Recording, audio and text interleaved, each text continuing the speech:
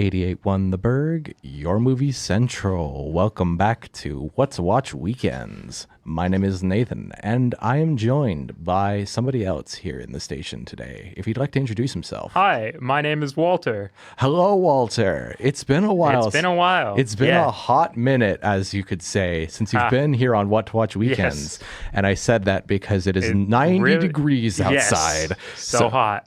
Yeah, it's been more than a minute, and it has definitely been very, very hot. I can't stop complaining about it because it is exhausting just existing these days here in Ellensburg. But thankfully, we're here on 88.1 The Burg, where we have air conditioning. The wonderful gift of AC unit here in a radio station with a lot of technological equipment. So it's just so very nice. Yeah, that was the first thing I said as soon as I walked in the station. I'm like, dang. It's air conditioned. This is nice. It's so much nice. It's nicer than even being in like the apartments or something like that. No air conditioning there. You just want to be here instead. So now that we've talked about the weather, whether or not, let us move on to the topic tonight, which is very interesting. One that I'm very familiar with, and you are not as familiar with, which is kind of a running theme. Yeah. But whatever, we can make it work. We've always made it work. Tonight's topic is going to be the John Wick series of movies. And what better way to begin than with the beginning, the start, if you will, saying the beginning and start are the exact same thing. Whatever. We're going to start with the first John Wick movie. Well, first of all, how many John Wick movies are there? There's 4 of them? Or 3 of them? There are 4 mainline ones. And then yesterday, Friday, June 6th, a spin-off 5th I know movie. A new one just came out. Yeah. So, and we'll be talking about that later. But that one is like the quote-unquote 5th. Yeah. But it's like a spin-off. So I'd say there's up to chapter 4 in the main series. Okay. Which are all the ones that we're going to be talking about. So just keep that in mind. Do you want me to avoid giving you spoilers for You can go ahead. Okay. Spoil them. Okay. Yeah. Good to know. And that's a warning for the audience. There will be spoilers for the John Wick movies. And best to mention spoilers for the first John Wick, which is John Wick from 2014, available to watch now on Peacock. For the basic plot summary of John Wick, we follow a man by the name of John Wick. Whoa, as his dog is killed, his car is stolen, and he is left for dead by some Russian mobsters. Yeah. And then he goes on a rampage tirade. Well, first of all, the movie starts by his wife dying or something. Then she sends a dog to him in the mail. Yes, exactly. Yeah. And that's the basics of it. This is not just a puppy. Of course, puppies are cute and we don't want to watch them get killed, but it is very significant because it is in fact a final gift from his now dead wife from some unnamed chronic disease. And the more you look at it, the more you realize, man, he was already suffering quite a lot. Killing his dog is quite literally kicking him when he's down. Yep. And that's not even exaggeration. They kick him while he is down physically in the first movie. As soon as they kill the dog, they just kick him in the face. It's like, man, that's unfortunate for him. I feel very sympathetic for John Wick right about now. I wouldn't want to be him.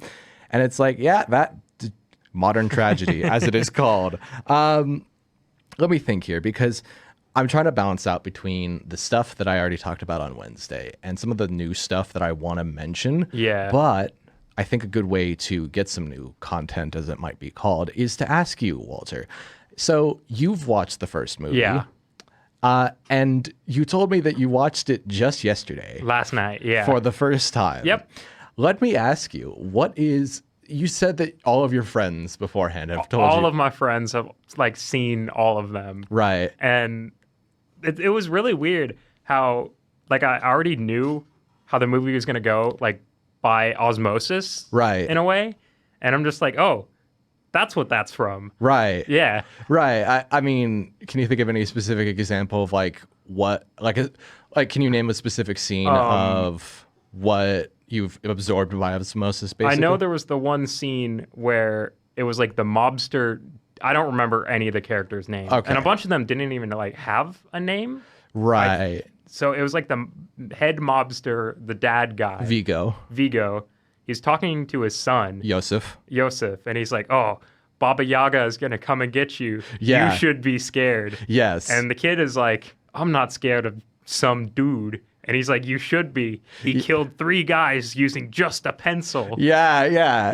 That iconic line, and you basically already knew. I already knew about that. Yeah, but you just didn't know where it fit in sequentially. If that was like before they kill the dog or after they kill the dog, kind of a thing. Yeah, that's fair enough. I think it. I suppose I also want to ask, just as an overall thing, what did you think of the movies? It was really good. I didn't expect there to be so many like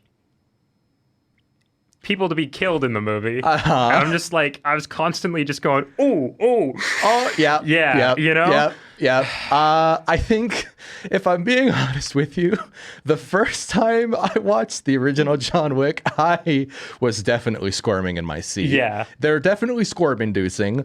Weirdly enough, I feel like I've been desensitized because I've seen them like 4 times each at this point. But yeah, that's a very, very normal reaction to have watching it for the first time. Yep. I mean, it's sorry, you looked like you were about to say something. Yeah, I mean, despite all of the like nasty stuff that happened in the movie, there was like the hardest part for me to see was near the end when he was like giving himself the dog medicine. Yeah. And like I don't want to go into detail about it over the air. No. But he was giving himself dog medicine, and I'm just like, yeah, I can't watch this. Yeah. I had to just like cringe a little bit, but like in a good way. Sure. Yeah. I mean, in a quote unquote good way. It depends on your tolerance for that kind of thing. It depends on your like visual pain tolerance, I'd call it. It's basically the way of like, if you watch somebody go through a specific type of physical pain. I always use like syringes as a really good example, because if you watch somebody get like even a flu shot, but it's in like the wrong place, you tend to watch that and go, ooh.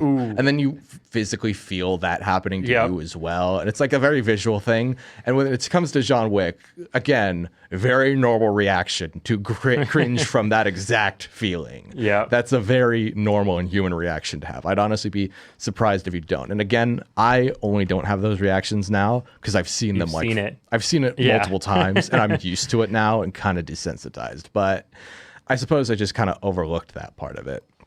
I wanted to, I suppose, talk about some specific things that the movie does well. Well, I suppose I'll go back to what you said about the characters. I think I should mention to you that a lot of the characters that you mentioned, you know, you have like the father and the son. Yeah. They obviously don't come back in the other movies because they get killed by John Wick. Yeah. Right. But some of the other ones, I mean, there was Willem Dafoe randomly as a cameo who gets killed off. And now that I think about it, I can't think of what the one guy's name was, but like when I saw him, I was like pointing at the screen and I'm like, oh, that guy. He's the guy who in like, I forget what brand, but it's like a car insurance commercial, and he's like a raccoon, and he's like, I'm the guy who wrecks your car. Like, I'm the wild animal who wrecks your car. So this actor voiced that character. No, he played the character in this commercial. It's like a series of commercials. Oh, is it John Leguizamo? Is it the car repairman in John Wick? Or no, he was like the boss guy's like right-hand man? Right-hand man, that guy. Okay, I don't remember that character's name. Okay, I don't think they ever told his name. Yeah. No, they didn't. He looks a bit like Edward Norton to me. Yeah, I see that. Yeah, that's a good point. I think one of the points I was going to bring up is a lot of the side characters like that don't really have... Some of them have this charisma to them. You know, you have like the Undertaker and the car repairman, who I feel like should have been in the other movies, and they are to an extent, but some other ones don't show up again because they get killed off. Right. And it's like, that's bound to happen. But I will say, I think my favorite thing about the first movie is that the two big side characters are Winston, the guy who runs the hotel, and the concierge, aka his name is Sharon, who's played by Lance Reddick. Those two end up being mainstays, And it's like, even in the first movie, you can tell they have charisma to them and you kind of want to see them show up a lot more. I suppose that's my at least reaction. But seeing them in the other movies is really fun. And I don't know if you feel the same way. Yeah, I feel that same way. Cool. Good to know. I think there's very many things. I'm just realizing how many notes I have. Wonderful. I suppose, so there's two things I really wanted to highlight on Wednesday that I didn't get to. So did you notice how the movie feels kind of 2014 with how gritty and blue cobalt it is? Yes. That was one thing I noticed like right away. There's just like a blue like haze for most of the movie. Yeah. It's always weird going back to the original and comparing it to especially Chapter 4, where it is very much not that, because it makes the first one feel just a bit dated, or at least more of a product of its time. Not exactly dated, but a product of its time for sure. Yeah, it's hard to believe that movie came out 11 years ago, 10 years ago. Oh, stop. You're making my head spin. Yeah, and I remember like... there was a scene when he took a phone out of a guy's pocket, and it was just this really ugly, chunky phone. Yeah. And I'm just like, oh, right. Phones looked like that 10 years ago. Oh, yeah. Right. When did the smartphone first come out? I forget. 2008. Oh, okay. Yeah. Wait, is that... I mean, like the touchscreen one? Or what? Yeah. Oh, okay. So, but then... Oh, you're saying it was still a chunky... It was still like... It was a chunky looking smartphone. Okay, yeah. I'm sorry. I'm running at the speed of really slow right about now. You're right. Yes. Yep. Yes. Ancient phone. Yeah. In comparison to what we have now. Not like the half size of a tablet that you find. It's like, here's an app, like an iPhone 6, basically, with still a physical home button on it. That's especially the one that John Wick uses still get a video of his dead wife. And... I think that was a detail that I physically couldn't talk about on Wednesday. Did you notice how in the first scene where he crashes the car into that like ramp and then he's crawling out and he's looking at the video of his wife and it plays all the way to the end of it and it's like, oh, what are you doing? Looking at you. Come on, let's go. And it's the full video interaction. Yeah. Later in the movie, because it is a flashback to before that opening scene, he doesn't watch through the entire video. Yeah. He just watches through a part of it. And then it's like chronologically, that opening scene takes place after all of that. It's a weird detail to mention, but I suppose I call it a reverse seed plant, because usually in a movie like this, they'd show the video like halfway through near the beginning. And then near the end, they'd show him watching through the entire thing. Right. Right.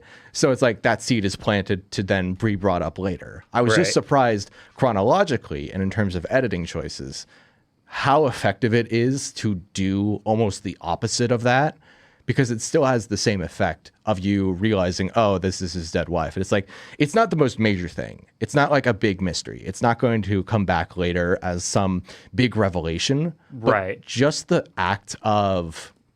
I suppose showing it only halfway through is a better symbolization of his journey throughout the course of the movie, and showing it only like playing all the way through, even at the beginning when it's like the end. Again, confusing, but showing that just represents, oh, this is the end of my road. You know, this is the end of my story currently. It's, again, overanalyzation of it. But I hope I've explained that in at least somewhat of a coherent way. Yes. Good to know. Okay, cool. As long as you're understanding it, there's a good chance that the audience is as well. I think the reason I bring it up is because I feel like the editing in the first John Wick is probably the best out of all of them. And to not mention something like that, I think is criminal, because editing-wise, that's a really good choice. Just the first 20 minutes alone are a masterclass in terms of pacing and sympathy for the main character and establishing villains. And then after those first 20 minutes, it's like everything gets flipped on its head and it's the Baba Yaga. Yeah. It's not the boogeyman. It's someone we send to kill the boogeyman. Let me see here. I think the other point I wanted to bring up, and then we should probably go to break, is the music of the first John Wick. Did you notice how it almost sounded like a grunge industrial? There was a lot of like grunge music and a lot of like kind of hip-hoppy kind of music. Kind of a thing, yeah. I mean, some of it was, don't get me wrong. Yeah. And then some of it was this weird, calming, soothing club music. Yeah. Especially during the part where they go to the Red Circle, which, by the way, I love the Red Circle because when you enter the Red Circle, you see some neon signs on the wall that are a big red neon circle. They don't even have like a title outside to say, welcome to the Red Circle. It's just red circles everywhere. What a creative location. I'm going to be honest. I like that because that's very clear to my peanut-sized brain, if I'm being honest with you. But point is, I think one of my favorite musical parts is when he's infiltrating the Red Circle and he's strangling some guy in the restroom, and it's just playing this really calming, almost trance-like music, and it's like all soothing, calming. The reason I bring this up is because we literally have that song on the station here. Oh, nice. So that's exactly what I'm going to be playing next. Just keep in mind, I think there's a lot of grunge, a lot of industrial stuff, and I think that merges well with, again, that cobalt blue haze that we were talking about earlier. Again, very 2014. But I mean, let's be honest here. Despite being 10 years old, it holds up really well. Yeah. Holds up great. It's difficult to point out any real problems with it. Yep. So, yeah, there's all that. Do you have any other final thoughts? Not really. I'll hold it till after break. Okay. Yeah. Yeah. Good to know. Absolutely. Please do. Yep. We will be back very soon after the break. 88.1 The Burg, your movie central. Welcome back to What to Watch Weekends. My name is Nathan. My name's Walter. And we are back to talking about the John Wick series of movies as we move on to John Wick Chapter 2 from 2017, available to watch now on Peacock. So, basic plot summary is after the events of the first movie, in which John Wick kills all the people who were responsible for killing his dog, he has now gone back to his house and he's just going to exist there for a little bit, and then oopsie daisies, a guy by the name of Santino D'Antonio shows up. Santino is a part of the Camorra crime family, and his sister is a member of the High Table, which is a entire conglomerate that oversees pretty much all criminal activity across the world. So Santino D'Antonio goes, hey, John Wick, hey, can you kill my sister? Kill my sister. I'm not asking anymore. Here is a literal bribe thing, this marker that has your blood print on it that you gave to me when you were doing your big impossible task that happened just before the first movie. You must now use this. I'm going to use this. Go kill my sister. Do it. Do it. Otherwise, your life is forfeit. And then he blows up John Wick's house because he says no initially. Oopsie poopsies. That's an oopsie daisy. Rather unfortunate. I liked John Wick's house. It was a cool location. It was a cool house, yeah. It was a cool house, and it just gets blown up. Aw. Ah. Yeah.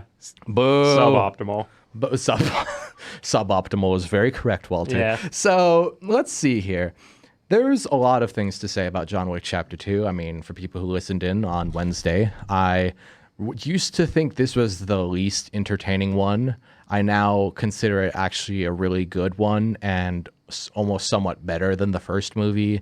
I like it a lot more now that I've seen it about 4 different times, which, of course, it's taken its time to grow on me, but I appreciate it now more with some time in between watching it last. I think it's definitely not as bad as I thought it was. It has a lot of memorable set pieces, a lot of memorable moments, and it feels like a really good expansion on the lore and overall story of the world and kicks off the general overarching plot that applies to the next 3 movies as well as the second. Right. Which, I mean, the second is part of that 3, but whatever. Yeah. To me, I'm surprised that there's so many movies that came after the first one. Right. Like, as an outsider looking in and only seeing the first movie just ended on such a solid note. Yeah. It's just surprising that they managed to, I guess, stretch out the storyline in a way for more movies. I mean, keep in mind, it is interesting because the first movie is quite contained. Yeah. Very contained. Part of that was probably because they didn't think they'd get a chance to make a sequel and didn't think it'd be as successful as it was. Right. When it comes to the second movie, it's not really a continuation of the first movie's story so much as it is using the first movie to launch off and go into a different type of story. Right. If that makes sense. It's going into a different sort of subset of the storyline. I mean, I suppose one good example of it is one thing that you mentioned to me during the break, which I think was a really good point. Actually, I'll let you bring up the point because one thing you pointed out was really relevant. Is going to be really relevant to what I say next. We were talking about the gold coins. Oh, no. Not that part. Not that part. What did I say? The whole boogeyman thing. Oh, the whole boogeyman. It was just surprising to me about how, like, by default, all the, like, bad guy characters already knew who John Wick was and saw him as, John Wick is Baba Yaga, the boogeyman. Yeah. Except for the one guy's son. Yes, Yosef. Yeah, Yosef. And I just thought that was kind of weird in a way.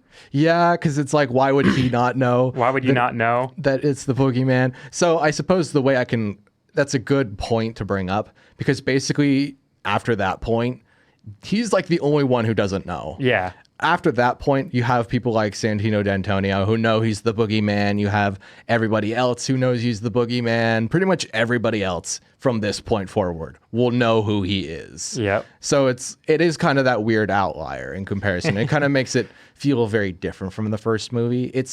I suppose that's just a good representation of, in a more self-contained and one-shot movie, it would make sense for it to just have a character who doesn't understand it so we can get some good exposition on who the main character is. Right. But going forward into the rest of the arc, they don't ever have a character who doesn't know who this guy is. And I suppose it's just a good point to bring up of how different representation it is, which is a weird way of wording it. Yeah. But I'm sure you get what I'm saying. Yeah, I see what you're saying. Yeah. I think it's now a good time to mention that when it comes to the first movie, I'm sure you noticed there was some exposition. Right. But it was delivered in a cool and interesting way and also very to the point. Yep. Very short kind of bursts of dialogue, just explaining specific things. Yeah. And not explaining other things. I mean, you brought up to me, why don't they ever explain what the gold coins are for? Yeah. And it's like, I'm sure they already know what the gold coins mean. Right. They understand what they represent, even though the audience really doesn't. And it's kind of this fun, interesting sort of experiment of you kind of have to figure out what the meaning of them is, or Google it like we did. Or Google it, yeah. You could Google it. But I mean, it's kind of, I suppose, when you brought up the gold coins thing, are you glad that they didn't mention what they represent, or did you want them to explain it? I'm somewhere in between. Okay. I mean, we figured it out eventually. Sure. But they just kept being like, you would see somebody with a stack of gold coins in their pocket, or there was the one scene in the hotel, they were like, I forget the character's name, but John Wick was like, hey, you want to earn a gold coin? Yeah. Help me out here. Help me out. Take this lady into your room and detain her so that the hotel security can come and get her type of a thing. So it's like, it's a weird point to bring up, but I wanted to figure out how I could squash it in. Right. And I suppose it made sense in my head because what's something that the second movie continues as a tradition from the first movie is it really tries to shorten the amount of exposition spent on the specific details. It doesn't over-explain its world. Right. It explains just enough to keep you moving through the course of the story.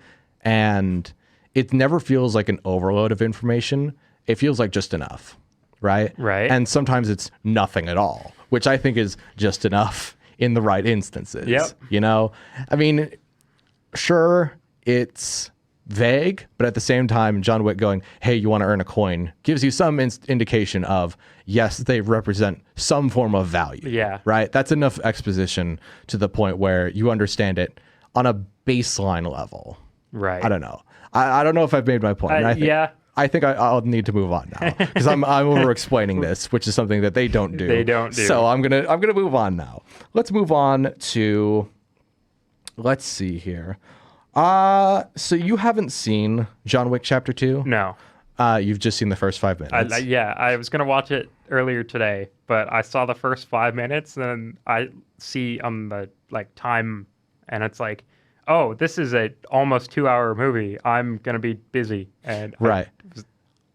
I stopped watching after the first 5 minutes. Yeah, and that's fine. I suppose the reason I ask is because you may not have seen the movie, but have you seen the scene where they're walking through the train station and they're shooting at each other with the silenced pistols and they're super silent, but they're in the middle of a crowd and nobody seems to notice that they're using silenced pistols? I've seen that clip on YouTube. Yes. Yeah.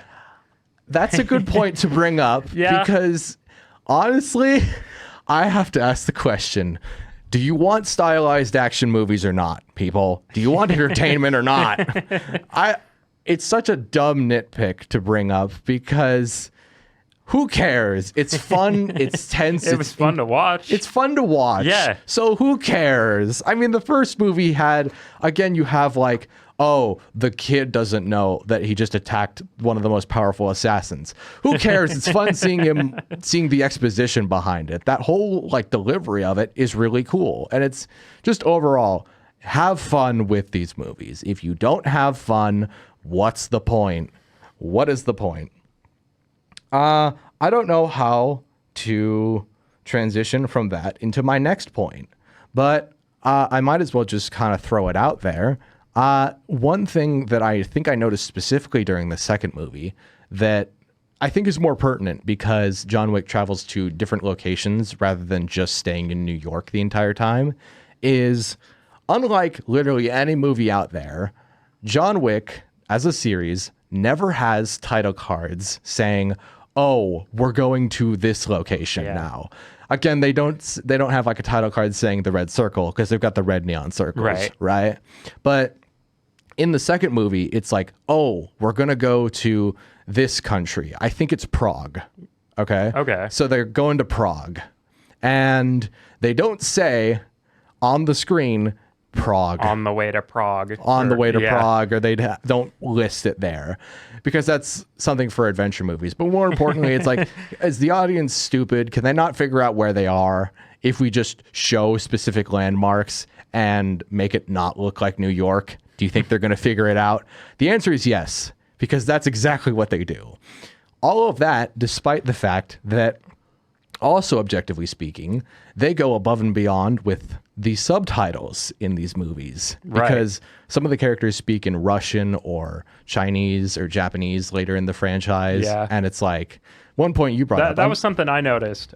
They didn't they'd have a whole conversation in, Russian or whatever, but they wouldn't just have all the subtitles written out at the bottom of the screen. Right. They would emphasize specific phrases. They'd be John Wick is Baba Yaga, and then Baba Yaga would be a neon bold color. Yeah. And that's something that they do in all the other movies, and it just ramps up with each one. And I think Chapter 2 is a good example of it too, because it's just it goes even further with it. But all of that, and even then, they still don't have title cards saying, oh, we're in this location now. It's surprising, but in a very good way. Yeah. I suppose those are the big details to bring up. I suppose now, okay. So one thing I was mentioning with the first movie, there's Winston and Sharon, the two main side characters, and they show up again in Chapter 2. Let me ask you, are you at all familiar with the character, the Bowery King? I don't recognize the name. Okay. Yeah. So he shows up in the second movie. Okay. Let me tell you this much. So you've seen the first Matrix, of course. And yeah. Let me make sure I got the actor's name right. Essentially what happens in John Wick Chapter 2 is they introduce a new character called the Bowery King. And the Bowery King is played by Lawrence Fishburne, a.k.a. Morpheus from the Matrix movies. Now, I love Lawrence Fishburne from The Matrix. Seeing him as the Bowery King, it's a better performance than Morpheus, if I'm being honest with you. He's loud, he's bombastic, he's crazy. I'm telling you, he's probably the best side character in the John Wick franchise, and that's mostly my own opinion. But I want to bring him up now because my favorite line, I think, in the entire series, it comes up in the third movie, but he's introduced in the second movie, and he still yells, "Hail to the King" all the time. Point is, he's like, "You may see rats with wings, but I see the internet." Which, ridiculous. Again, John Wick does really good with the side characters. I'm almost glad that Willem Dafoe got killed off in the first movie if Bowery King gets introduced in the second movie. Yep. I'm willing to make that sacrifice. I sound like Lord Farquaad. That is a sacrifice I'm willing to make. Anyways, are you looking up the Bowery King? I'm looking up what the name of this one actor is. Oh, okay. Which character is it specifically? What is his name? While you're doing that, yes. I'm gonna switch gears here because in terms of timing, we're doing good on time so far, but might as well spend some more time talking about the third movie so we can kind of save my breath for when it comes down to the fourth movie specifically. So I'm gonna just really quickly introduce John Wick Chapter 3, Parabellum from 2019, available to watch on Peacock. Basic plot summary is, you're good with spoilers for chapter 2, right? So in chapter 2, he gets excommunicated because he breaks continental rules. And so he's on the run, and he's on the run throughout the city, and he has to go find this guy called the Elder to get his place back. So I used to like the third movie the most, but I think it's the one that feels the weakest, even in comparison to the second movie. I think the second movie really earned my attention back, even after the first movie, because the first movie is great. The second movie continues that greatness, in my opinion. The third movie is just kind of and it doesn't really have as much going for it. It's still really good by an action movie standard, but it was just kind of, it's just kind of there. I also find it weird that it's Chapter 3 Parabellum, and the only one, and then there's Chapter 4. It's like, there's no subtitle for the other movies. Why did you add Parabellum there? To be fair, I will at least admit that Parabellum is part of a Latin saying, which is Si vis pacem parabellum, which is, if you want peace, prepare for war. Again, when we were talking about the coins, I was reading that they have Latin phrases on them. It seems that this massive crime syndicate uses Latin all the time, and Winston speaks in Latin half the time, and it's cool. I like Latin, but don't put Parabellum on the end of the movie title because it makes it stand out like a sore thumb. Anyways, what a weird nitpick. I suppose, now's a really good time to bring this point up because you mentioned it with the first movie, especially. Right. So you said you didn't expect him to kill as many people as he did. Yeah. Did you notice something about John Wick's fighting style at all? Did you notice the fact that he basically throws everybody over his shoulder? Yeah. So I don't know how many it is because I can't count, and it's probably a lot. But let me tell you, by the time the third movie rolls around, I was sitting there going, okay, how many people did he throw over his shoulder before killing them? How many times did you just like throw somebody over his shoulder multiple times before killing them? Let me tell you, I feel like him throwing people over his shoulder happens more times than he kills somebody in the John Wick franchise overall. Okay, I just had to look it up. Oh, yeah? In the first movie, John Wick killed 77 people. Uh-huh. Second movie, 128. Uh-huh. 94 in the third. Uh-huh. 140 in the fourth. Oh, coming to a total of 439 people. And let me tell you, I think about 493? Yes. Okay, so I'm going to say, it's like a wild stab in the dark, and say about 450 of those people were thrown over his shoulder, or he grabbed them and like used his legs and rung them around the hips, and then dragged the person to the ground before shooting them. That's how many people he does that to. It's really funny when you notice how repetitive it is, Yeah. but it doesn't stop it from being kind of repetitive, especially by the third movie. Now, granted, it's not like... I will say there is at least an extended period of time in the third movie where he doesn't do that. There's a part where they're fighting with melee weapons and he's using like throwing knives and fighting a bunch of Japanese gangsters. And it's like, okay, that's cool and it's different. I think the third movie was a start of them essentially trying to bring out the more Japanese influence on the series, which is something that the first movie doesn't really show. And the second movie is only half starting to show. The third movie is where it's really clear, oh, it's gun fu. It's like really trying to take inspiration from Japanese and Chinese action movies. And it took up until the third movie to really start showing that significantly, which is unfortunate. I feel like it should have been there from the beginning.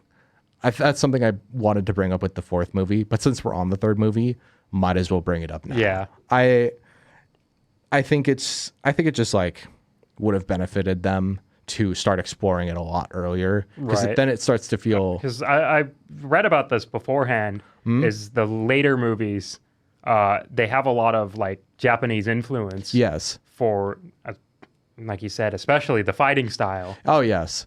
I mean, I kind of half of it is also, I suppose, baked in Western style. You're right. Weird.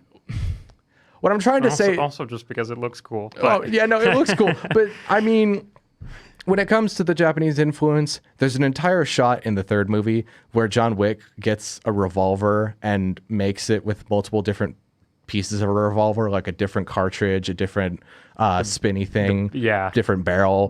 What do you think that's a reference to? That's a reference to The Good, Bad, and the Ugly, where Tuco is making his own revolver. And then he just shoots one guy and runs away. And it's like, okay, half of the reason I bring that up is because the first movie in that trilogy was inspired by Akira Kurosawa's movie, Yojimbo, I believe. I'm sure you remember that whole story. Like, the Western genre was inspired by the samurai genre. So it's like kind of this weird crossover of might as well have a reference to The Good, Bad, and the Ugly in there. But why did you do it for one shot, man? You could have kept the gun.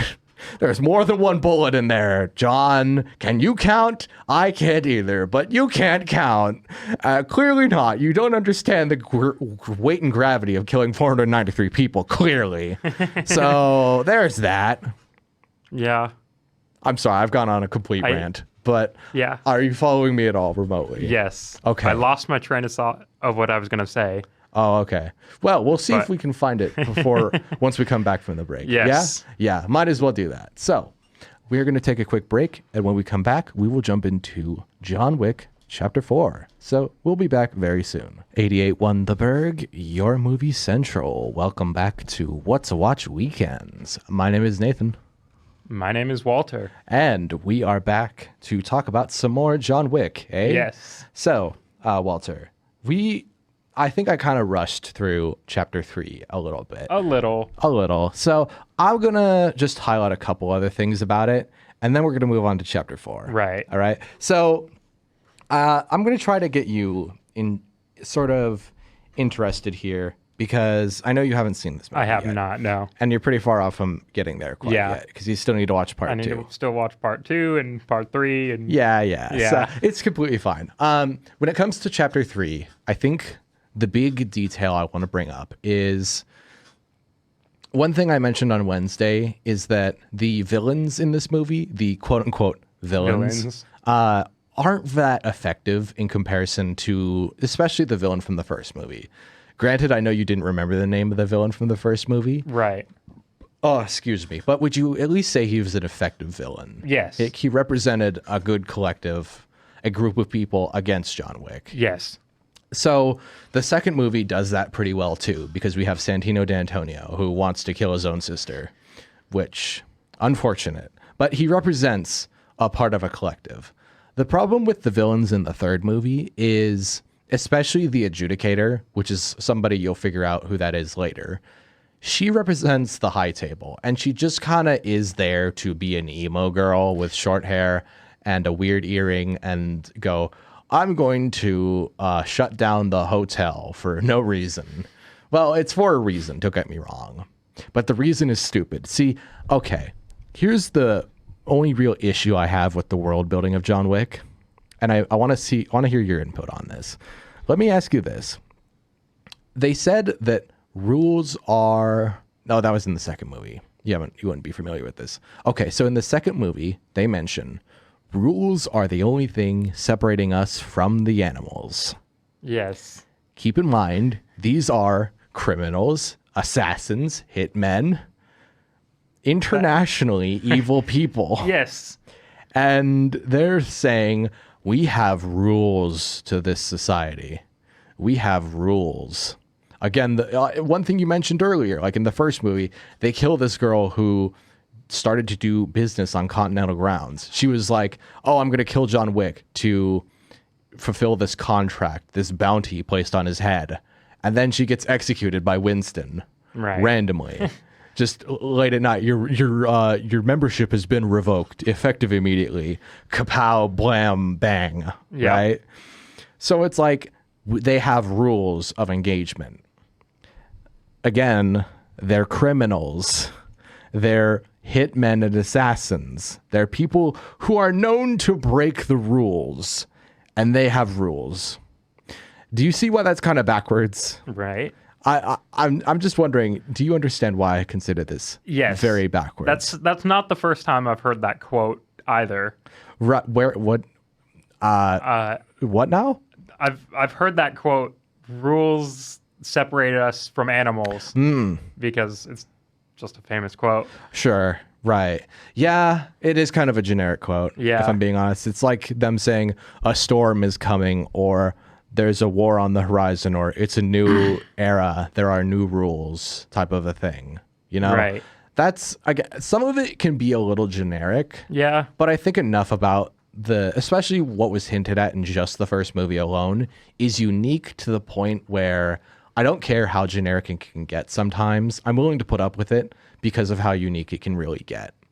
And I think the third movie, for as flawed as it can be, still maintains that air of having unique people in it, unique rules, unique ideas, unique executions of stuff. And sure, most of it is just exposition into that world.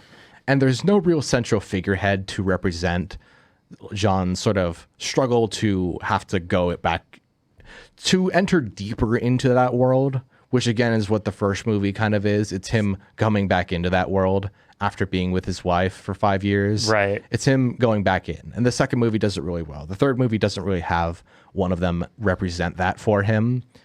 It still does a decent enough job of providing enough exposition into that world where it's like, okay, I'm still interested. You've still got me hooked to some capacity. Right. Just not as much as the other two. Although I will say there is a character in this movie called Zero, who is a bald dude, who is a hilarious little assassin who's a total fanboy for John Wick. And he's like, oh, I've always wanted to fight you. It's such an honor to meet you. And there's a part where they meet up in Grand Central Station in, again, New York. And they're doing that whole thing where there's like a crowd of people walking by and they'd start blending in with the crowd. Oh, yeah, this guy. Oh, yeah. Yeah. I've seen like the clip of this scene on YouTube before. Him just disappearing into the crowd randomly. Yeah. And then they're about to fight each other with knives and a group of school children walk in between them. And it's like, see, that's what's different about you, John. I would not have stopped. And it's like, oh, that's horrifically dark, but kind of funny at the same time because you're saying it with such a smug smile. Yeah. That's hilarious. I forget what part of it just made me burst out laughing. Something in that exchange made me die with laughter. I don't remember exactly what it was, but there's still some moments in chapter 3, you know? Yep. It has its moments. Not as many moments as chapter 4, though. I'm going to be honest. I think chapter 4 is definitely better than chapter 3. And now I think is a good time to jump into chapter 4. Okay. Let us do that. So, John Wick chapter 4 from 2023, available to watch on Peacock. Basic plot is after the events of chapter 3, where John is still excommunicated from everything and fakes his death to a capacity.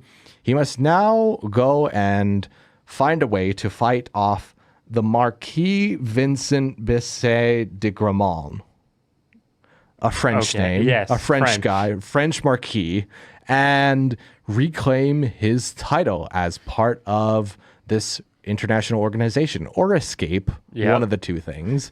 He may not want to be part of the international criminal organization anymore, especially since part of them killed his dog, and he liked having his wife. Killed his dog, stole his car.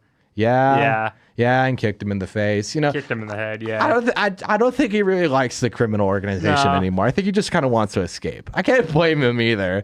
That's fair. So, random detail, but I think I want to bring this up now. So, somebody listening in, that would probably be my grandfather, will be familiar with what I'm about to say. In John Wick Chapter 4, about 2 minutes in, maybe 4, I can't count, and I didn't look at the exact time in, but there's a specific editing transition where the Bowery King, again played by Lawrence Fishburne, is holding up a match, and he blows it out, and then it hard cuts to a sunrise. Now, it may sound like I'm over-explaining that a little bit. Okay. But do you know what that's in reference to at all? I do not. That is a reference to a very famous scene transition from the movie Lawrence of Arabia. Oh, okay. Where the main character, Lawrence, holds up a match, blows it out, and it hard cuts to a sunrise. Okay. Very interesting match cut transition almost. Now, granted, I'm not a massive fan of the movie Lawrence of Arabia, but seeing that reference in John Wick Chapter 4 was pretty cool, all things considered. Okay, I'm trying to visualize how that would work in my head. I haven't seen Lawrence of Arabia, but I can visualize what you're talking about. Yeah, it's a pretty simple and effective thing. It's just like, you just got to imagine, essentially, wherever you hold the match and it blows out, that's where it's then... The trail that would be made after blowing it out is where the sunrise starts to show up, right? So I just wanted to bring that up. If my grandfather is listening, it's a reference to Lawrence of Arabia, your favorite movie ever. I'm not a massive fan of the movie, but I really like that edit in that movie specifically. I like that kind of transition as an editor. My brain goes all happy funny when looking at something like that. And seeing it in John Wick Chapter 4, I was like, oh, that's a reference to the thing. It's like what you were saying earlier, where you're like, oh, it's that guy. That guy. Which I think we should definitely clarify that now, what you were talking about. So during the break, I had to look it up. And in the series, his name is Avi? A-V-I. Right. I mean, he's just in the first movie. And he's just in the first movie because he gets killed off near the end. Right. And he's the right-hand man to Vigo in the first movie. And right off the bat, I noticed him, and I'm like, oh, he's the guy from, like, car insurance commercials. The actor is Dean Winters. Right. And the way I understood who he was is you said, oh, it's the Allstate commercial where the guy gets into the car wrecks and flies through the windshield. Yes. And I'm like, oh, that guy. And now that I'm sitting here realizing it, two things have popped into my mind. One, of course, you would notice the guy who's from the Allstate commercials over everybody else in the movie. Everybody else. Yeah. Which I appreciate that about you, Walter. Don't get me wrong. Yeah. But I think that's a good point to also bring up, that if I'm being honest, that emphasizes one of my favorite points about the John Wick movies, and something that is expanded on to the nth degree in Chapter 4. Again, in the spirit of having fun, I don't know if you noticed with the first movie, but some of the characters in John Wick are just kind of caricatures. Yes. They're definitely caricaturized. Yes. And that is something that just gets heightened and heightened with each movie. Yeah. Especially in the fourth movie. They have this character named Kira, who's just a massive dude. By that, I mean, he's kind of big boned. Yes. Very large. And he has these cards that are razor sharp, and he's got 3 gold teeth. And they play a card game, and he's like, hello, Mr. Wick. He's got a German accent. Yes. Hello, Mr. Wick. We're going to play cards now.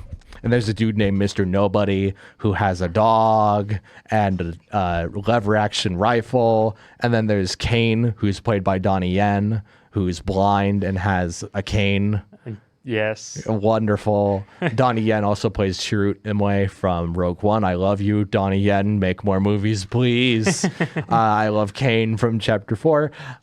I love caricatures in action movies. I think if you're going to do an action movie right, you have to make caricatures. Right. You really have to make them over the top, these specific, weird, random traits about them, resulting in an entertaining character.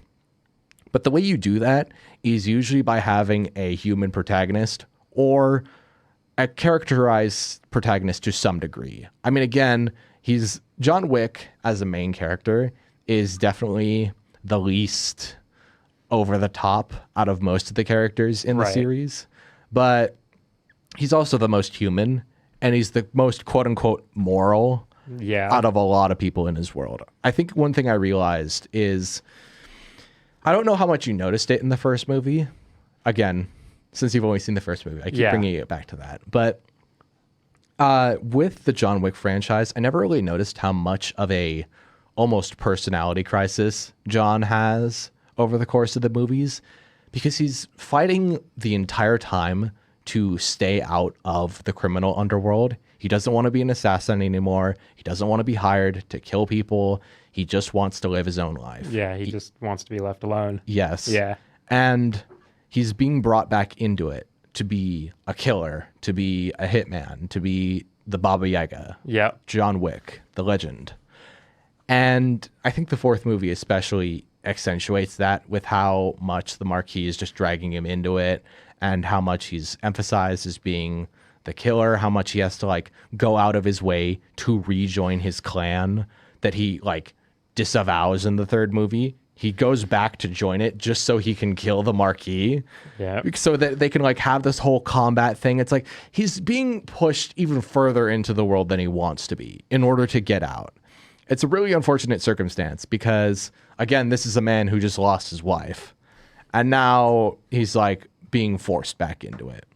Yep. All that goes to say is John Wick isn't much of a caricature, you know? Right. He's a human who's very much a victim of his own circumstance.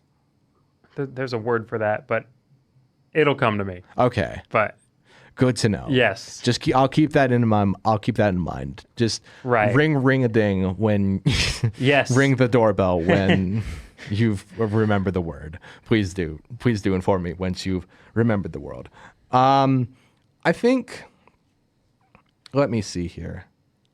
I think one detail that I really want to mention is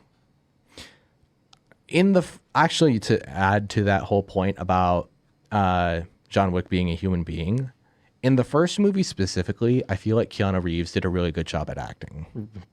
Did a really good job, yeah. Yes. He yells in a very emotional way. He's very grovelly and gravelly, very up in arms about everything. Yep. But he portrays vulnerability really well. Right.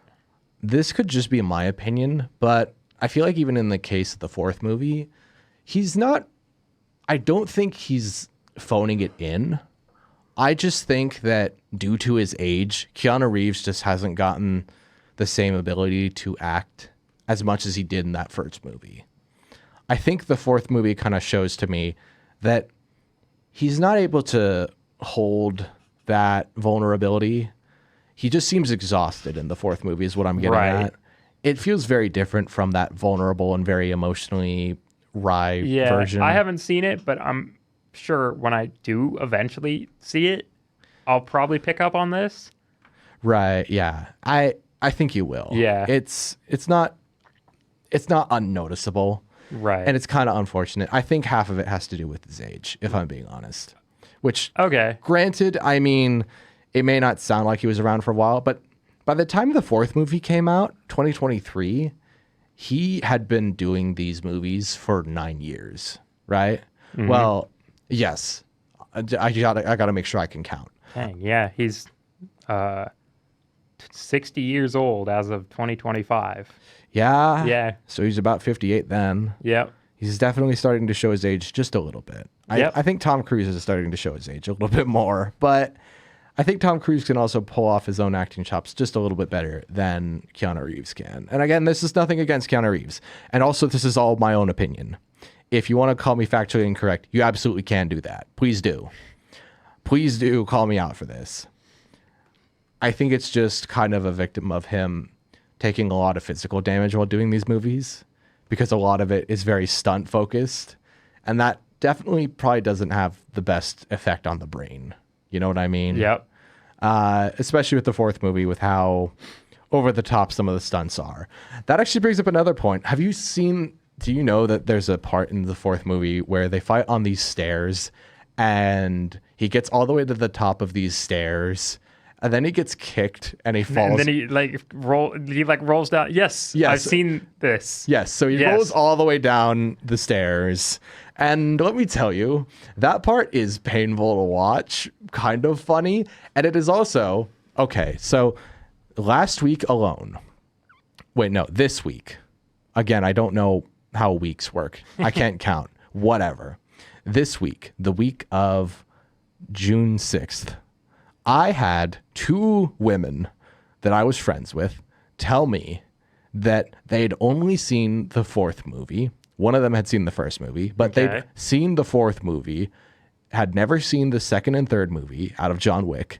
And both of them said to me that they liked the part where he fell down the stairs. He fell down the stairs. And both of them told me that while we were here in the station at 88.1 The Burg. Now, to quote Dr. Doofenshmirtz, if I had a nickel for every time that exact thing happened, I'd have 2 nickels, which is not a lot, but it's very weird that it happened twice in the same week.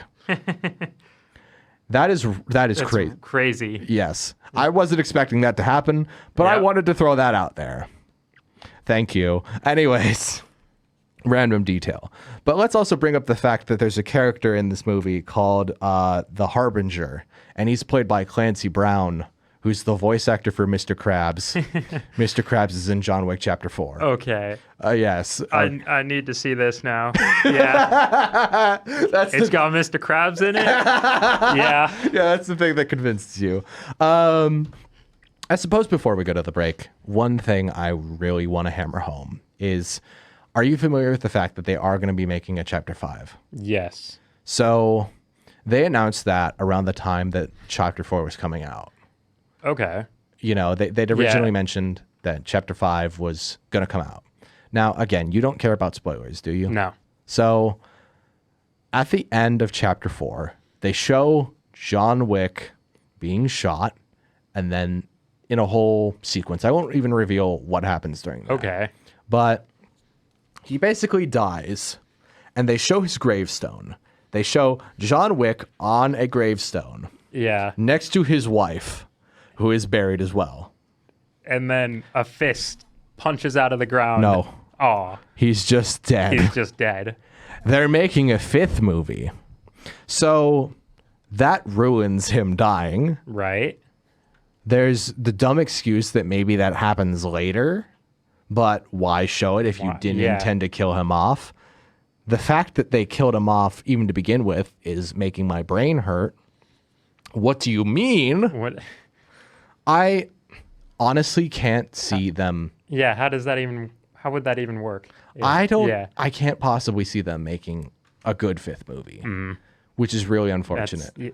That's a shame, but yeah, it just kind of happens. I'm not going to be pessimistic, but I'm not exactly going to be optimistic for the 5th movie in the series. I'm not exactly going to think, oh, they're going to pull this off with a lot of finesse. Right. Because they have to work around them literally showing the gravestone. It's like, oh, did he fake his death? Who knows? He bled out and he was laying on the step. I think he was pretty much dead there. Yeah. And the fact that they just announced the 5th movie, it's like, okay, well, that ruins that moment. Now you've just basically cheaply exploited us. What I'm trying to say is, if the 5th movie is not the last movie in the series, in terms of the main continuity line, if Chapter 5, they should not make a Chapter 6, in my opinion. Right. However, when it comes to spinoffs, go wild. Please do. Go off the rails. And a good detail that I brought that up now, because that's what we're going to be talking about after we come back from the break, which will be the newest John Wick movie, that being a spin-off called Ballerina. So, I do you have any other thoughts to add? I do not, no. Okay, well, if you're ready, we will go to break, and when we come back, we will jump into Ballerina. 88.1 The Burg, your movie central. Welcome back to What to Watch Weekends. My name is Nathan. My name is Walter. Your name is Walter, and we are into our last little segment here tonight, which will be still talking about the John Wick series of movies, because we've been talking about them all night. Yep. You know, I've been talking about them all night mostly, so I'm going to try and figure out a way to get Walter here to have some input. Right. So don't worry, I'll find some way for you. Yeah.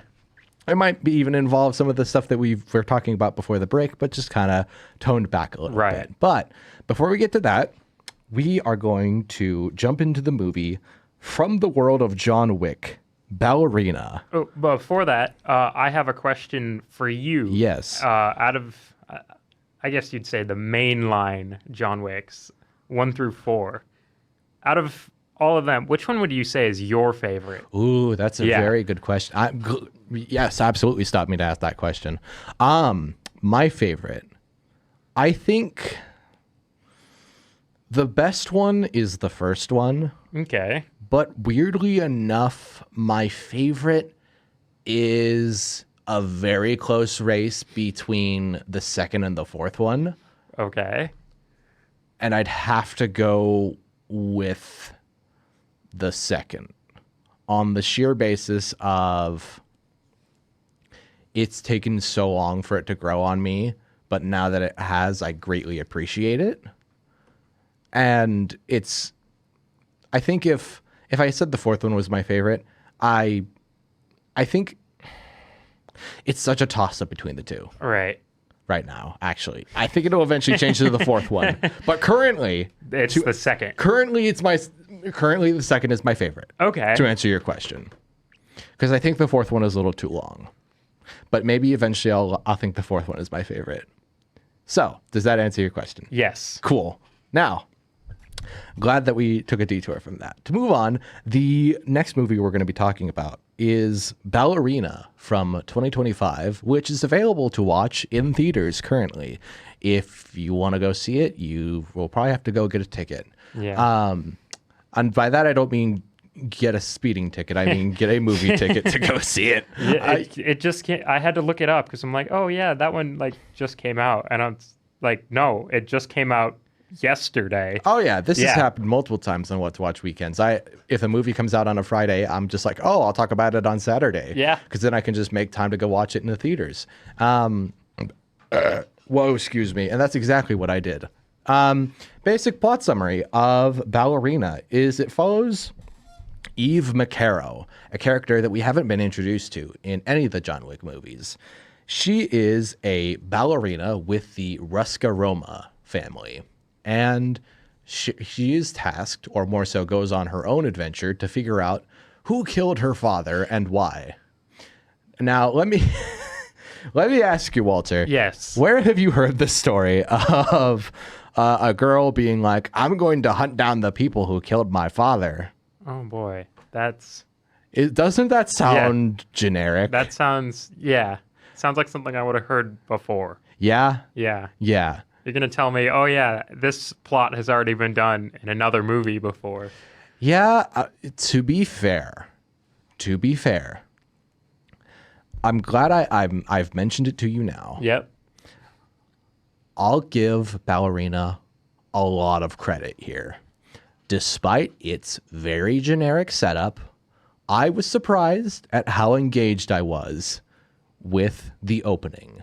It shows a young Eve McCarrow watching her father be killed, and the scene in particular, really well choreographed, amazingly paced, really intense, really well directed.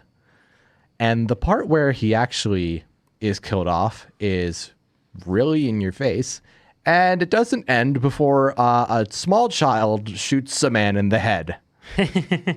Watching a small girl use a handgun was not on my bingo card when going to see the movie, but I saw it regardless, and there's that. So to give it the benefit of the doubt, it at least has something unique to it, which is, yay, a child is taking the life of another person. Again, quote unquote, yay. Yay. Again, it is quite generic, but for something that was pitched as being so generic, I was surprised to find myself engaging with it as much as I was. I didn't go in with the highest hopes for this movie. I wasn't going in dreading it, but I wasn't going in expecting them to blow me away with how much I was caring by the end of those first 20 minutes. If the biggest selling point to Ballerina is, sure, it sounds generic, but it actually works really well, then that's really good, especially in the context of John Wick. You know what I'm saying? Yes. Like, especially even with the first movie. With some of the generic elements, despite that, it works great. Right. So when I say, oh, it's a generic setup with a kind of generic idea of a story, but it works great, that is kind of par for the course for all the John Wick movies. For, like, being in universe. Yeah. Working in its universe. Yeah. Yeah. And I honestly think the first 40 minutes of this 2-hour movie are the best parts of the movie. The first setup of Ballerina is great. There's a part specifically where it tapers off a little bit and it loses my interest. And the last 40 minutes, or the last 20 minutes, I'd say are pretty good. I think there's a good middle section where it doesn't really work, at least in my opinion. And I will go into spoilers here. There are details of the middle that I think work, but there are parts of it that I don't think needed to be there. Let's start with the most obvious thing. I'm sure I don't think you've done a lot of research on this. I have not. But it's from the world of John Wick. Right. It's a spinoff. It's in the same universe. It is set between the events of the third movie and the fourth movie of John Wick. So you'd think John Wick would make an appearance, right? Right. Possibly. I mean, again, I know it doesn't mean much to you, but the main character, Eve McCarroll, is a part of the Roscaroma tribe. It's essentially John's crime family. You know, you have like the, the Camorra, and then you have Vigo's crime family in the first movie. Right. So he's just one family in this entire organization of a lot of different crime families. Yeah. So the Roscaroma is one of them, right? Right. So Eve is a part of that. And when John goes to visit it in the third movie, he also sees Eve there. So it's like, okay, there's that connection. Later in the movie, she is going on her own quest to figure out why these people killed her father, and they just send John Wick there to kill her. And it's like, okay, did we really need John Wick to show up in this spinoff of John Wick as like a significant enough role to play here? I think my problem with this John Wick spinoff is it's trying too hard to rely on being in the John Wick universe, which is the weirdest thing to say. I honestly think the worst parts of Ballerina are the parts where John Wick is on screen. Okay. Which I'm surprised to say, but I also stand by it. I wish they had spent more time figuring out their own story with their character in Ballerina than trying to fit it in with the John Wick movies. Okay. I understand why they did it, because it's a marketing thing to say, oh, here's Keanu Reeves making an appearance. Here he is. Here's our boy. Here's our boy. Yeah. Yeah. But at the same time, that to me shows a lack of confidence in their abilities to make their own unique thing still within the same universe. And that really makes me sad, because despite their lack of confidence, I think they have the skills to really pull it off to a much higher degree than what they even accomplished. And they accomplished a lot with this. Right. The only thing that's really lacking is the storyline, because there are some details that are kind of just thrown in there. Like, for example, okay, let me back up really quickly and say, oh, the beginning of this movie follows Eve McCarroll watching her father get killed off by these mysterious guys who have X's on the inside of their wrists. Yep. Right? Those are like scars. So it's meant to be a specific, you know how John Wick had the tattoos on his back in the first movie? Yeah. That's like his signifier of belonging to the Roscaroma, right? Every crime family has those, right? It's a very gangster thing to do. Yeah. So in this movie, there are people with X's on their palms. And her quest goes, oh, I found this guy with X's on his palms. I got to go find where the rest of them are because they're associated with my father's death. Because their leader killed my father directly. I saw him do it. The leader being called the Chancellor, which again, kind of a generic name, but whatever. Yeah. I think the problem with that overall concept, I suppose. Sorry, I just realized I was explaining where the details came from and I forgot what my point was. Oopsie poopsies. Great. Look at me, Walter. Help. No. So they have that storyline. Oh, yes. Now I remember what it was. So they kill her father, and this is significant for her because her mother is already dead, and her father has told her that her sister is also dead. Okay. Later in the movie, when Eve is tracking down the Chancellor and finding those people with the X's on their wrists, she meets the second in command for the Chancellor, right? Right. And it is randomly revealed on a whim. Now, this is a spoiler. For anybody who hasn't seen the most recent movie, please keep in mind, spoiler. They just reveal that the second-hand woman is Eve's sister. They just throw that information out there. By that point in the movie, I had forgotten that Eve had a sister, which that's great. I'm sure you can understand what I'm saying when I say I feel like they should have spent a little more time on the story here, because if I forgot that she had a sister up until the point where you mentioned her again, that's not much of a twist. That's just kind of there for the sake of it. Do you understand what I'm saying? Yes. Good to know. I want to make sure I'm not like over-explaining this. No, I see what you're saying. It's kind of frustrating from that perspective because I feel like aside from details like that, keep in mind, it's like that. It's underdeveloped things that are really good in basis of theory and could work in execution, but don't quite reach that level of being on the same operation level quality of a lot of the other John Wick movies and just the overall quality of the rest of the movie, technically speaking, because in terms of cinematography, in terms of choreography, in terms of music style, all of those things are great with this movie. Like, again, the first 40 minutes, awesome. I mean, and in terms of performance, the main character is played by Ana de Armas. I'm sure you're familiar with that actress. Yes. She's in not Cyberpunk 2077. Blade Runner. Yeah. Yes. Let me tell you, she does a phenomenal job. If anything, she steals the show from herself, which I never thought was possible, but she legitimately steals the show from herself. And there are parts where she just has such a unique and different fighting style from John Wick. Instead of throwing people over her shoulder, she shoots people in the foot. It's so very different and unique. But jokes aside, that is a cool difference, you know? Right.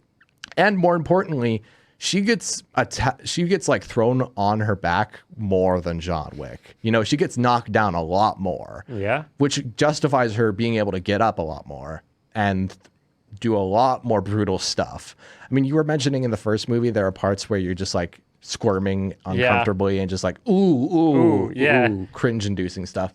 This one in particular, I mean, there are parts in the fourth movie like that and parts in the third movie, but this one I feel like was the most significant when it comes to There are some of those just were complete gut punches. Some of the eliminations in Ballerina are shockwave sending because of how good they are. Don't get me wrong. Okay. It's a really good feeling, but some of it is really brutal. Like, okay, I don't want to spoil it, but at the same time, let me explain this to you. None of the John Wick movies have him throwing a grenade belt over somebody and then jumping behind a table and them just blowing up above him, right? Right. That happens in Ballerina. Wow. And that sounds really cool. Oh, it's so cool. It's so cool, so very brutal, so very in your face with a lot of stuff. And then let me explain this. The people with keep in mind, she's doing this during a part, I believe, where she's like going to an armory to get guns. Mm-hmm. And in that armory, there's a guy who has a name tag that says Frank on it. And he asks her, "Can I be Frank?" Dumb joke. Dumb, yeah. But that's funny. It's really funny to me. There are actually some really decent jokes in Ballerina. So it's got this really good mix of being poppy, in your face, brutal, violent, crazy, over the top, funny. There's so many elements of Ballerina that really work. You've got a very interesting soundtrack that kind of gels with the Ballerina theme, where it's like this whole twangy sort of, how do I put it? It's literally like a music box style version of John Wick's theme, right? Right. And some of it is like crazy sort of percussive stuff. Some of it is almost rap music, like you were mentioning earlier, kind of a hip hoppy thing, but a lot more bubblegummy is the way I'd describe it. Okay. Kind of a girl pop type of a way, but in like I don't know much about girl pop, okay? But I know girl pop when I hear it. So that's how far I'm going to go with that assertion of it. Okay. The more I talk about it, the more I can say it, the more I realize I'm just kind of going all over the place. But if there's one thing that I can leave you with, it's that Ballerina has a legitimate plot point where she goes to this town in the Alps, or wherever it is, it's in the mountains. And it looks a bit like Leavenworth if it was a real town and not a tourist trap. And in this town are a bunch of those people with X's on their wrists. At this point, it has been revealed that those marks indicate that they are a part of a cult. There's a cult in the mountains in John Wick where they have a town and they're all assassins. It's basically the Wicker Man, but John Wick version. John Wicker Man. John Wicker Man. Yeah. Exactly. John Wicker Man. And it's Leavenworth. And that is underutilized. I hope you understand. I love the concept of that, but I'm slightly frustrated that it's underutilized. They didn't go further with it. Yeah. I wish they had, because the basis of it is right there. But the basic fact that it is there is pretty remarkable. And at the same time, I also got to see Ana de Armas use a flamethrower. Sick. So I'm not complaining too much here. I'd still recommend Ballerina. I would honestly place it at kind of the midpoint of the overall series. I think it's better than the third movie. It definitely isn't a masterpiece, but when it comes to a female lead movie from a well-known series, I was more excited about it after the fact than I was watching Furiosa from the Mad Max movies. And I think out of all of the sort of, not spin-off, but John Wick adjacent movies, you've got Nobody with Bob Odenkirk, you've got Monkey Man, you've got Violent Night. There's a lot of other movies that are trying to be John Wick in their own ways. I don't know if you've heard of any of those movies. I have not, no. Okay. Well, I wanted to mention them because I've seen all of them before. I'm sure you noticed that John Wick has impacted the action genre. Right. For sure. So there's a lot of them that try to be John Wick. Honestly, the one that tries hard to be John Wick and actually accomplishes it is the one that's an actual spin-off of John Wick. That's something to take away from it. If you're going to do John Wick, be in the John Wick universe. Right. That's the big takeaway. Anyways, sorry, it looked like you were about to say something. Oh, I was going to say, I was going to make a joke saying John Wick is in Fortnite. Oh, no. But yeah. Yeah. I don't play Fortnite, but I know that. I don't either. Well, what a wonderful way to leave it off. Yeah. Well, with all that being said, I'd recommend Ballerina. I liked it. Thumbs up. Very nice. Anyways, so I believe that is all we have time for tonight. I suppose it is. Oh, yeah. Well, might as well wrap up the show now. thanks for being on the show tonight, Walter. Yeah. Enjoyed having you on. I know you weren't able to talk all the time, but you definitely brought up that John Wick was in Fortnite and John Wicker Man. That's funny. I'm glad I wasn't the one who made that joke. Yes. Anyways, glad to have you on as always. And this is unfortunately the last episode of What to Watch Weekends for this quarter, but it will be returning in the fall of 2025, which is September. So keep an eye out for that. If you want to get updates on when that will exactly be happening, please be sure to follow along on Instagram and YouTube for What to Watch Wednesdays and What to Watch Weekends, that being at What to Watch Wednesdays, all one word, no caps, no spaces, on both platforms. Unfortunately, I also won't be back next Wednesday because this week was the last episode of What to Watch Wednesdays for the quarter and the school year. It's been a long school year and everybody's got to do finals now, so good luck to you guys on that, for sure. Good luck to you on your finals, Walter, although I think you're pretty far along with them, whereas I'm very far behind. So that's really fun. Anyways, good luck to everybody. Hope everybody has a good summer, and we will be back at some point in the future telling you all what to watch. Good night, everybody. Good night.